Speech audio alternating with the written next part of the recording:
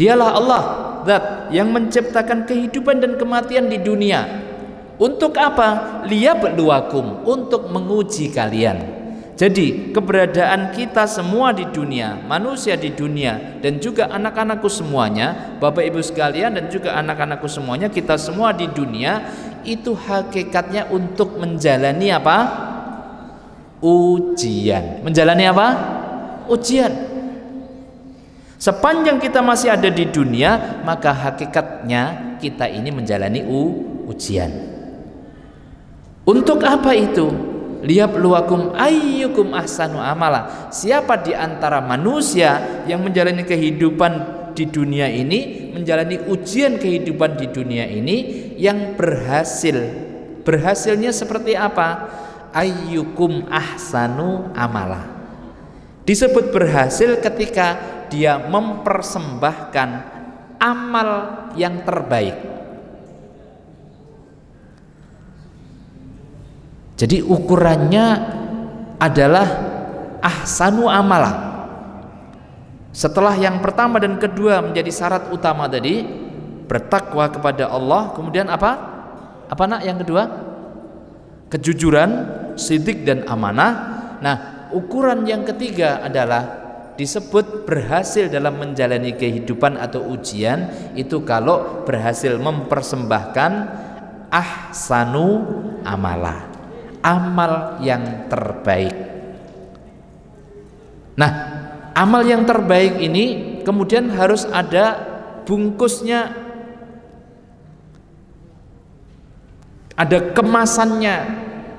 Konten utamanya adalah amal yang terbaik, maka bungkus atau kemasannya itu adalah sebagaimana ditegaskan oleh Allah Subhanahu wa taala di surat Luqman, yang Allah tegaskan sebelum Luqman mau mengatakan, ya, yakni ketika Allah Subhanahu wa taala memberikan hikmah kepada Luqman untuk dia bisa apa? Bersyukur kepada Allah Subhanahu wa taala. Sehingga syarat yang ketiga dan sekaligus indikator kesuksesan yang dimiliki oleh seorang anak, oleh seorang manusia di dalam menjalani kehidupannya, di dalam menjalani ujiannya, itu adalah apa tadi? Ahsanu amala. Amal, kualitas amal yang terbaik. Jadi anak-anakku semuanya, yang paling dinilai di sisi Allah Subhanahu wa taala itu adalah proses di dalam mengerjakannya, proses di dalam melakukannya, proses di dalam melaksanakan amalnya. Sedangkan hasil sepenuhnya adalah hak prerogatif Allah Subhanahu wa taala. Sebagai contoh, berbicara tentang bahwa Allah Subhanahu wa taala yang dinilai itu atas amal manusia itu adalah prosesnya. Ibundanya Ismail itu namanya siapa? Ismail alaihissalam? Hajar. Bunda Hajar.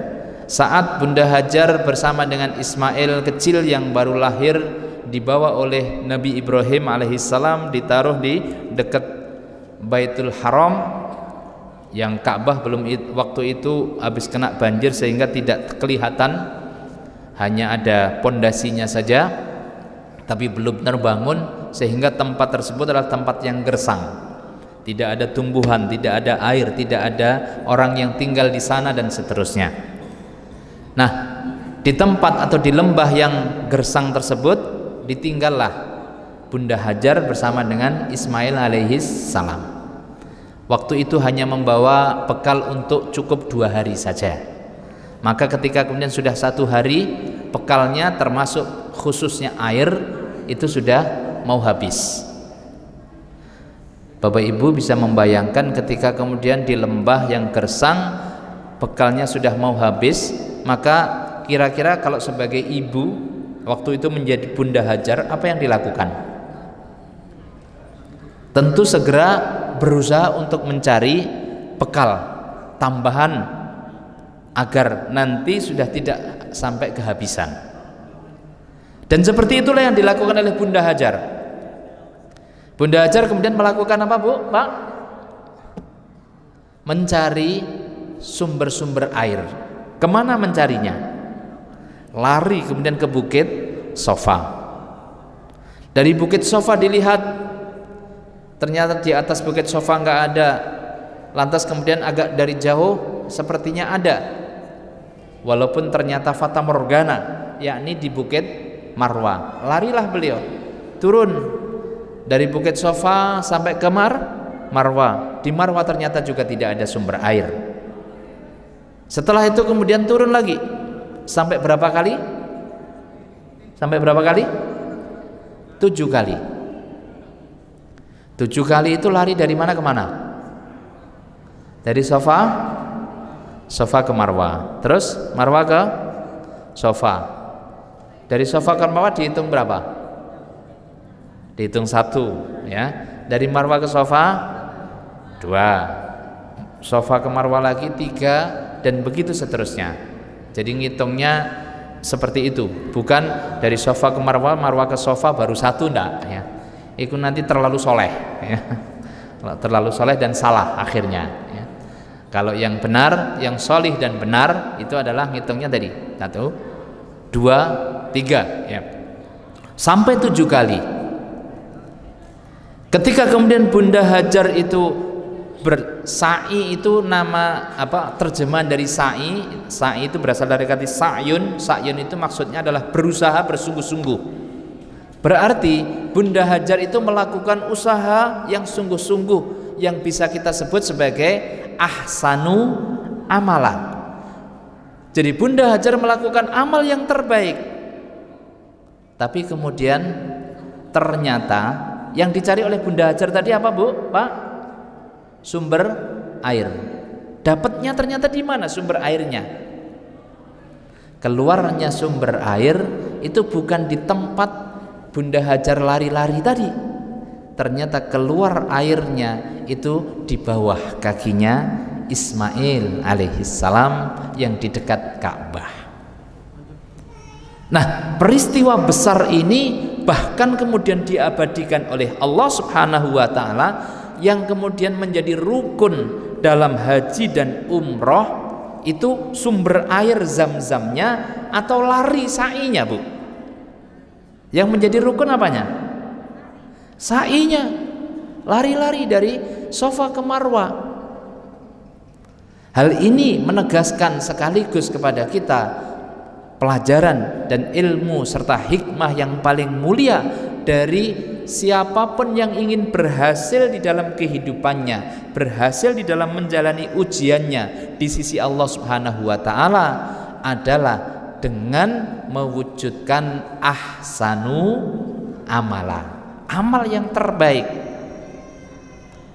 Jadi yang ketiga yang harus menjadi perhatian anak-anakku semuanya dan juga Bapak Ibu sekalian, kalau anak-anak ingin sukses di dalam ujiannya, menjalani ujiannya, syarat yang ketiga yang harus Anda wujudkan itu Anda harus mewujudkan ahsanu amala, amal yang terbaik. Amal terbaiknya seperti apa? Ya tentu Anda semuanya punya to-do list, punya daftar aktivitas yang harus Anda kerjakan. Nah, daftar aktivitas yang harus Anda kerjakan, itulah yang Anda kerjakan dengan kualitas yang terbaik, dan itu yang disebut dengan ahsanu amala.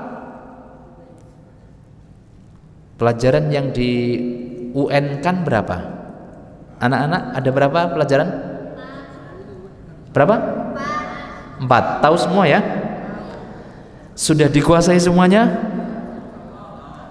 Insya Allah ya, insya Allah. Berbekal 3 syarat utama tadi, masih ingat syarat pertamanya apa? Takwa kepada Allah Subhanahu wa taala. Takwa itu rinciannya tadi diantaranya yang dijelaskan oleh Ibu Kepala Sekolah. Amal dan aktivitas yang menjadi diantara beberapa aktivitas andalan dari SMB Al-Ikhlas, apa tadi misalnya? Sholatnya, jaga kemudian interaksi bacaan Al-Qur'annya. Kalau Anda semuanya sudah punya hafalan, maka jaga itu hafalan-hafalan Quran Anda. Kemudian yang kedua, yang tidak kalah penting, wujud dari ketakwaan Anda kepada Allah Subhanahu wa taala, itu hadis Nabi sallallahu alaihi wasallam yang paling mulia dan utama, yakni Allah akan meridhoi seorang anak ketika apa? Orang tuanya ridho kepada anak tersebut. Ridhallah fi ridhal walidain. Sebaliknya, wa sukhtullah fi sukhtil walidain. Bahwa anak ini akan menjadi anak yang sukses dan mendapatkan ridho Allah kalau sang anak benar-benar mau minta ridhonya kedua orang tua, mau melakukan amal yang menyebabkan turunnya ridho orang tua kepadanya, mau bersikap dan bertindak tanduk, bertata krama, berakhlak, beradab sehingga orang tuanya ridho. Tatkala demikian, maka Allah kemudian akan menurunkan ridhonya. Baik, Bapak Ibu sekalian dan juga anak-anakku semuanya yang dirahmati Allah Subhanahu wa taala, untuk sesi terakhir saya mau mengajak dahulu kepada anak-anak semuanya. Ada waktu mungkin 3 atau 5 menit saja. Saya ajak Anda semuanya, anak-anak, untuk melakukan permainan. Siap? Siap ya? Kembali, coba bisa merapat yang anak-anak semuanya. Hal lainnya, HP dan macam-macamnya bisa ditinggalkan terlebih dahulu ya. Sudah siap anak-anak? Siap ya? Baik, silakan. Yuk merapat dan saya ajak anak-anak semuanya untuk melakukan permainan sejenak ya. Tolong tinggalkan semuanya yang mengganggu konsentrasi ya. Dan nanti setelah hitungan ketiga saya minta Anda semuanya untuk menundukkan kepala dan mengikuti apa yang saya ajak dan saya perintahkan kepada Anda semuanya. Siap? Siap semuanya? Siap ya? Ya. Baik, anak-anak semuanya, saya hitung mulai 1, 2, 3. Tundukkan kepala Anda. Hadirkan dalam bayangan Anda semuanya yang Anda sebut sebagai ibu atau bunda atau mama atau umi. Hadirkan wajah mama Anda, hadirkan wajah umi Anda, hadirkan wajah bunda Anda. Bunda yang telah mengandung Anda semuanya selama 9 bulan, wahnan ala wahnin, susah tidur, tentu tidak mungkin tidur tengkurap dan tidak bisa juga jenak dalam tidurnya, miring atau kemudian telentang pun juga sakit.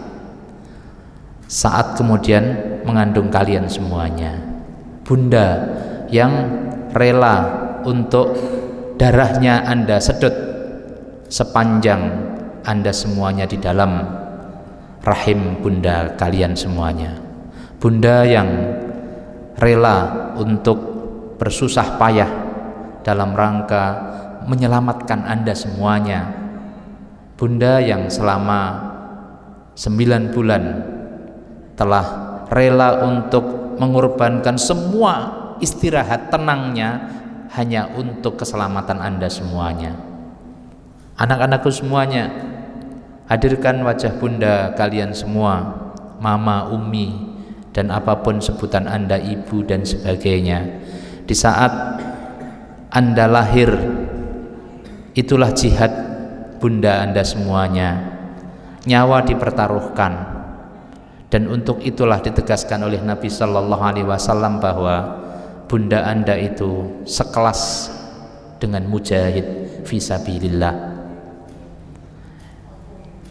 Rela benar kalau toh misalnya ada pilihan, maka dia pasti kemudian memilih untuk tetap menomorsatukan keselamatan kalian semuanya, rela bahkan untuk mengorbankan nyawanya sendiri. Bunda Anda yang saat Anda kecil, apakah kemudian mengeluarkan kotoran-kotoran air kencing ataupun kemudian berak dan sebagainya, BAB dan sebagainya, bunda kalian siap untuk begadang malam meninggalkan tidurnya untuk membersihkan kotoran-kotoran yang keluar dari Anda semuanya agar tidak rewel. Bunda yang kemudian bahkan merasa bersalah di saat kemudian ada satu nyamuk pun yang menggigit Anda di malam harinya. Hadirkanlah wajah bunda Anda yang rela untuk mengorbankan semua yang dimilikinya untuk bisa besarnya kalian, sehingga ketika sudah mulai besar sang bunda menyampaikan kepada tetangga, kepada saudara dan sebagainya, inilah anakku, anak yang dibanggakannya, anak yang sangat dikhawatirkan ada kelemahan, ada kekurangan, sehingga sang bunda benar-benar rela untuk tetap menjaga Anda semuanya.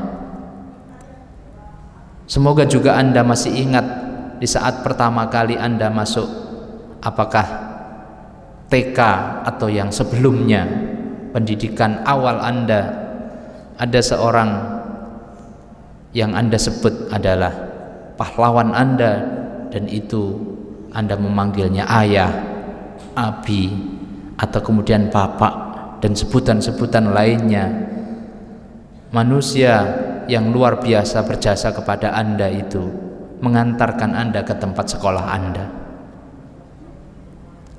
Mereka rela, beliau rela untuk mengantarkannya sebelum kemudian ayah, bapak, dan apapun sebutan Anda untuk pahlawan Anda itu berangkat bekerja.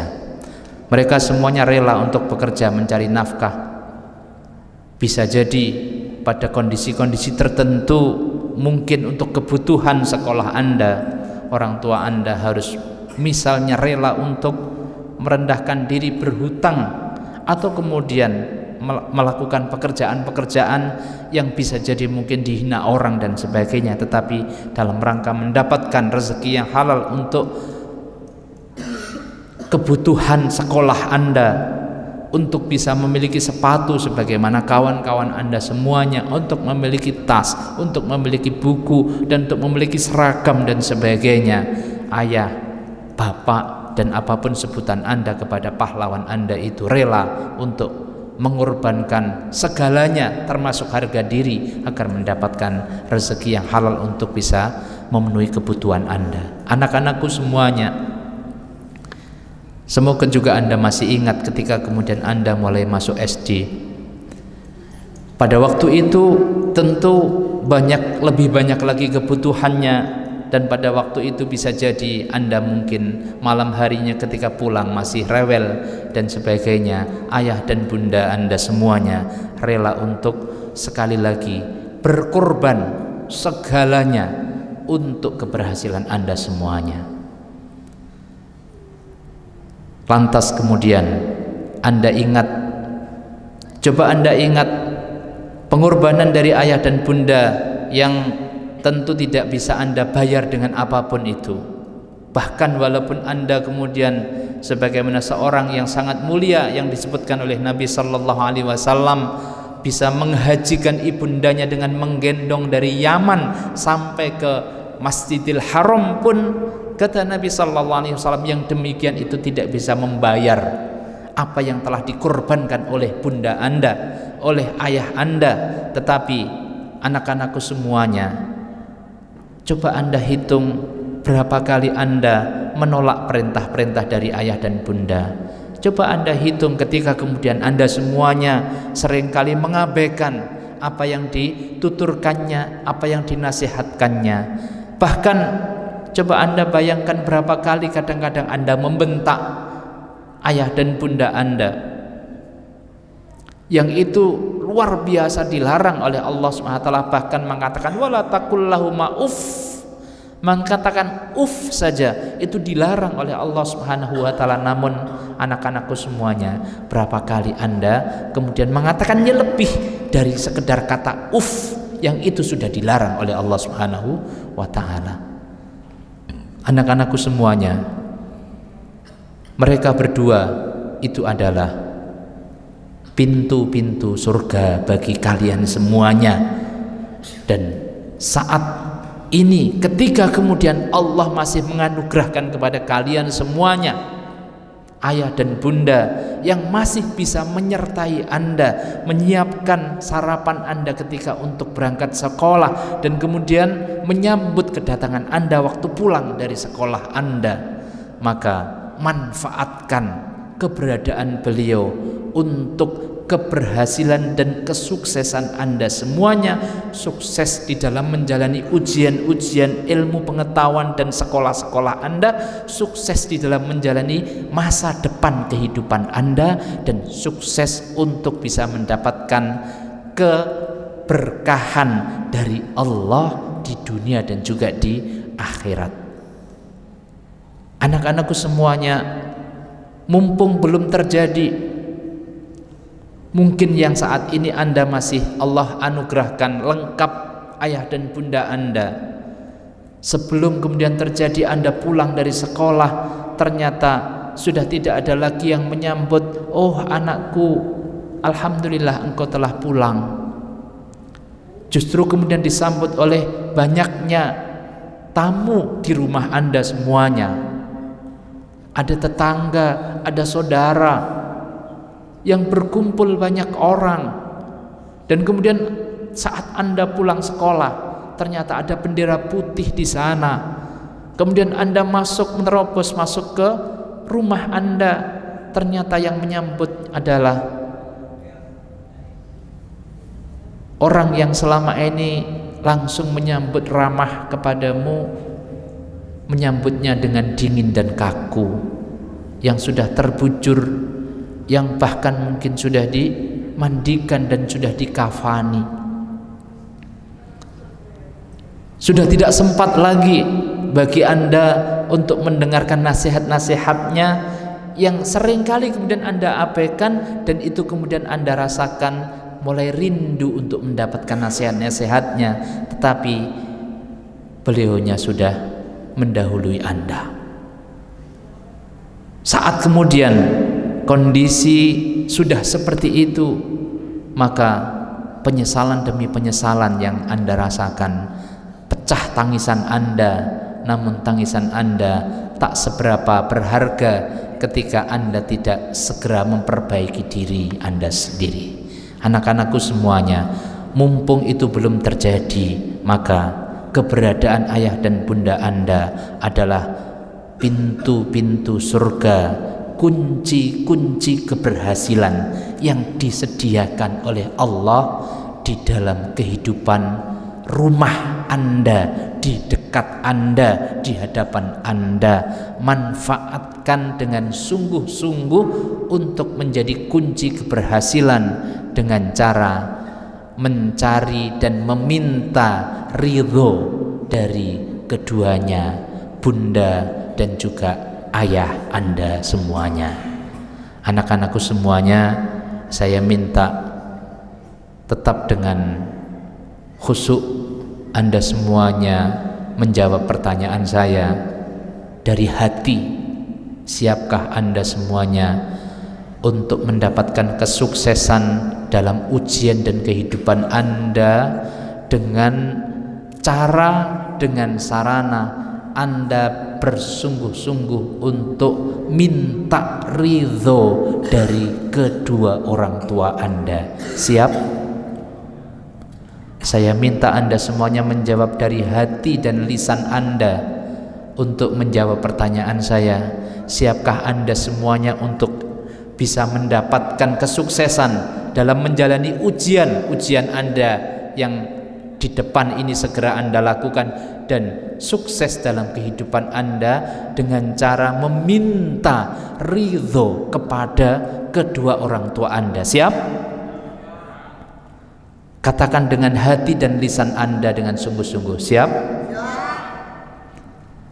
Karenanya silahkan Anda sekarang untuk segera temui ayah dan bunda Anda, memohon maaf atas berbagai macam kesalahan Anda, dan juga minta keridhoannya dengan sepenuh ridho. Segera dalam hitungan ketiga, 1, 2, 3, segera temui ayah dan bunda Anda, mintalah keridhaan Anda, minta maaflah atas kesalahan-kesalahan Anda, mintalah ridho kepada kedua orang tua Anda. Sampaikan dengan tulus, sampaikan dengan sungguh-sungguh. Sadari kesalahan-kesalahan Anda. Kalau perlu Anda sebutkan, minta maaf dengan sungguh-sungguh, minta benar sungguh-sungguh keridhaan beliau.